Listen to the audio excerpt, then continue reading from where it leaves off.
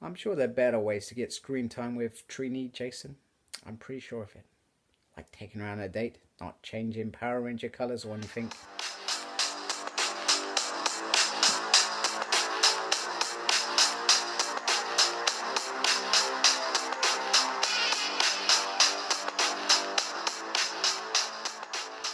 Hello and welcome to today's episode of Smud P. What the hell's going on?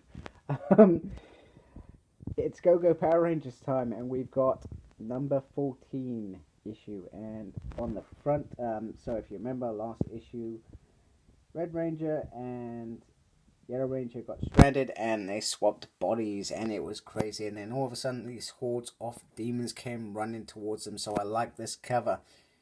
Trini, Jason, hordes around them, fight to the death, I guess. So let's have a look inside and see what this issue's about. Okay, so in this issue's flashback, we go back to 6 years before Arrival Day, and Jason is clearly being sent to Karate Club to learn some discipline because he did something really bad to another boy.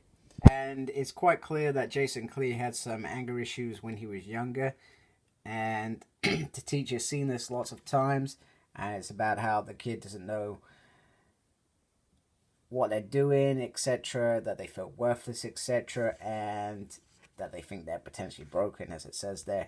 And pretty much Jason, well, he lashes out. That's what he's clearly been doing to lead him up to this point. And basically Jason decides, hey, I don't need this, I'm going to leave. And the teacher says, you know, you can stay and you can learn to control your feelings. And it's going to be tough, basically. Which I think that's what Jason's afraid of at this point in his life. Okay, and they're pretty much stranded on this planet, which I said at the beginning. And they're being chased by dinosaurs with three eyes, etc. And Jason outmaneuvers he's with a bit of agility. Meanwhile, Trini tackles them pretty much head on.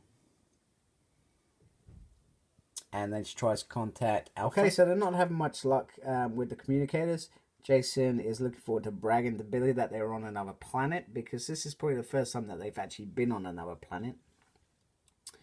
And Trini is probably a bit more cautious, and that they went through this portal with Rita, and that they're the first people that he's probably seen, etc. So Jason's all relaxed about it, and Alpha's probably sorting it out, and Trini's like, yeah, okay, it might be a bit difficult for them to get hold of him, etc., you know. And so Jason says, why don't we put our communicators together? He probably wasn't even thinking about this properly. And boom, she's like, yeah, we could boost the signal, great minds, etc. And look at that, look in their eyes towards each other in great artist form. Okay, so the Rangers are a little bit worried about their friends. Zorn's like, hey, if we went through, I'm sure they're fine. And Zach's ready to go. But Zorn's like, hey, wait a minute, let's hold back. We've still got to hold the fort. Meanwhile, they realize that without the other guys, they do not have a Megazord to pilot. Okay, Zordon thinks this might be part of Rita's plan to divide and conquer, so stay vigilant. Meanwhile, B's like, I'm going to stay here because, hey, there's probably billions of galaxies.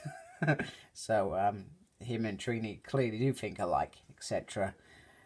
So he's going to try and help that. However, Zordon is actually not that hopeful that they're going to actually find them, and hopefully the power will protect them. Okay, so Rita is going to one of the oldest standing cities on this planet. It was built by the ancestors of Kendry over 10,000 years. So clearly she's marched in, etc., into this big kind of fortress, I guess is the word I'm looking for, where she is confronted by the current queen. Smooth that off a little bit. And I'm not even going to try and pronounce that, but she pretty much says that, you know, why have you returned? I'm the sovereign, etc. La la la. And she's like, hey, kind of mother pop by and see her children. She's like, hey, my real mother cut up my face, etc. when I took this throne. So clearly that's how they work. They take over from. So they're like, hey, why are you back? And I require proof of who you are. So Rita pretty much takes the warriors down quite quickly. It's quite cool seeing her fight like this, because you would have never seen this in the TV show, using the powers like this. And, you know, if we had saw that, I mean, that's what I liked about the Power Ranger movie we got a couple of years back. I did like the fact that Rita was very hands-on. She wasn't like the Rita who just sent her minions down, etc. She got involved. And, you know, she's a witch at the end of the day. She's got powers, etc. Although the queen here, this queen, she's like, hey, it doesn't matter. You're better than some previous imposters. So clearly they've had this kind of invasion before. And Rita's like, hey, I didn't actually come here to fight. Okay, so this section is quite cool. And this Bamboo and Finster, you see a bit of their relationship together. And Bamboo's kind of saying, how many monsters did you create that actually conquered worlds? And Finster's, you know, I do what my Empress commands me. You know, she wants me to send 1,000 monsters down. That's what I kind of do. And Bamboo's like, hey, do you think maybe she was holding you back, etc.? Which is quite interesting to see Bamboo suggest such a thing.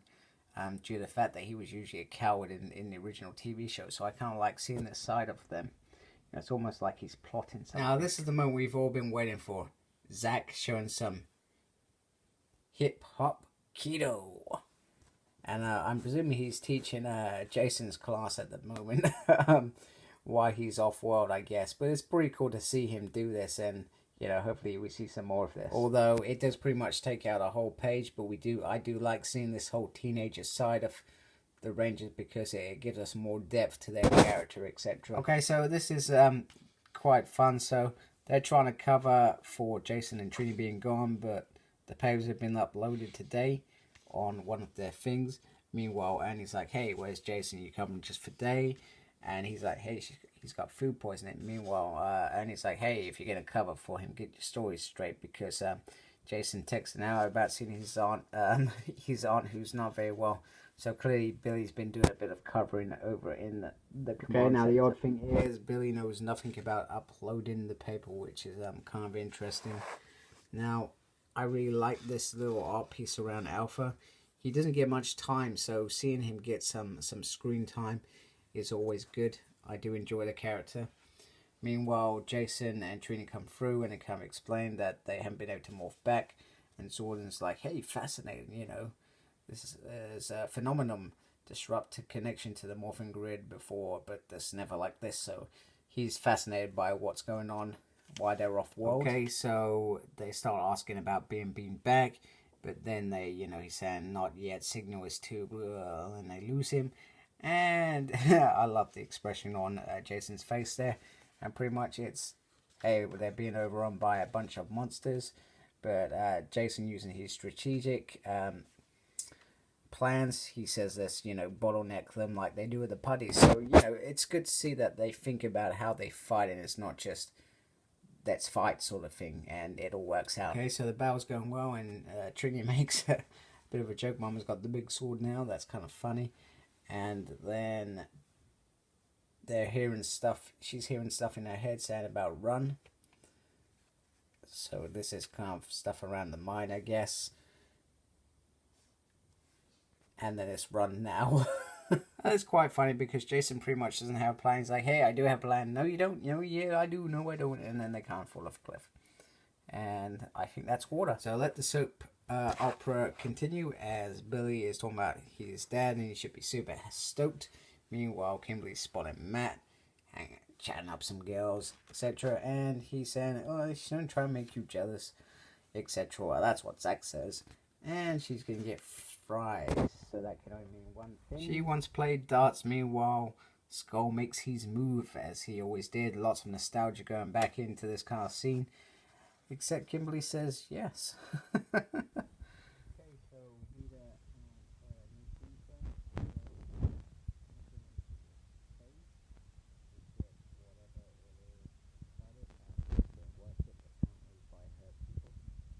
she's saying, hey, I'm coming with you, you know. And she's like, hey, I want you to come with me and all the people. So clearly there's something inside. The temple of Rita Repulsa. or Repulsa. So maybe it's an ancestral power chamber or something. But it makes sense to be all ancient and stuff. You know, she's been around for a millennium or whatever.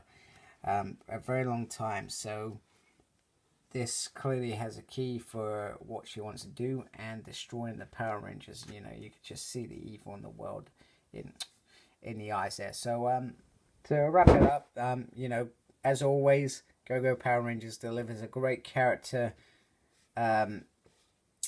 driven story throughout these pages.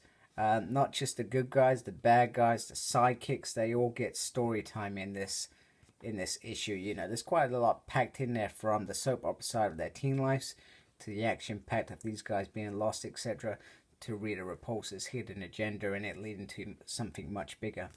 So I enjoyed it. I loved the art, and looking forward to issue 15. And it's really quite hard to believe that we're already coming up to issue 15. You know, it feels like only yesterday this series started, but it's grown bounds and leaps over the last probably heading towards 2 years next year, I guess. Yeah, that's about right. So thank you for watching. Follow my page, SmurredP, on Facebook. Like, comment, subscribe, and embrace the geekiness. Goodbye.